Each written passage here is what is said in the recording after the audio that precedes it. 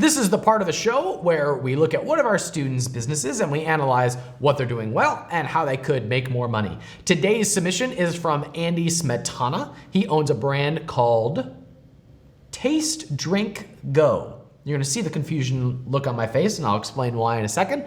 But they sell travel gear to backpackers and with the intention of inspiring people to travel the world. They're currently selling between $10,000 and $20,000 per month, both on Amazon and their own web store. And they wanna know, how do we make the pivot from seeking an opportunity to building a brand?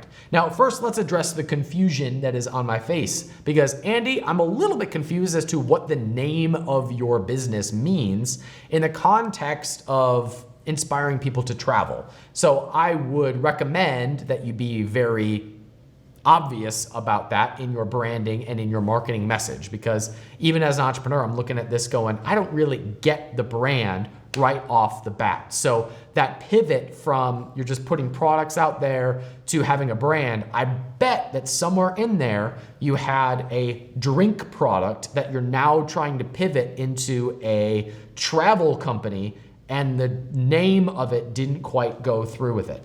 Assuming that I'm correct about that, I would leave the Taste Drink Go name for a specific product and create a brand name that houses all of those products. And that's how you could make that transition from just having a specific product with a specific name that you just put up there because you wanted to make some money, you wanted to take some sales, and now you're trying to build something bigger out of it. That's how you can play that dance. Have the big brand name and then the little product name for that product and any other products that you want to assign a name to.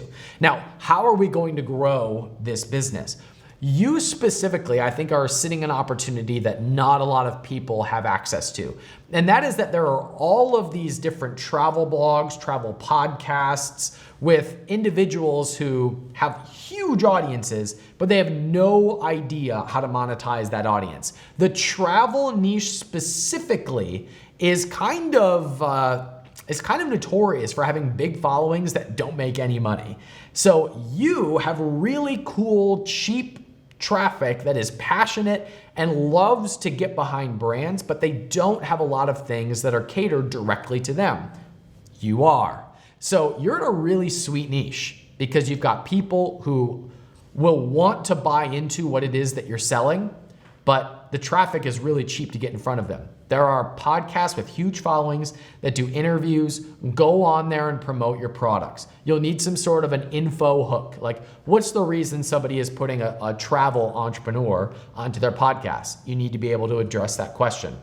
There are blogs, especially like these points blogs. They're all travelers. They're all people who are traveling on the cheap. So what's your hook? How do you get there to provide guest content, blog content, be interviewed by them, do a feature on their website? What's the reason why they're featuring you on that website and featuring your products?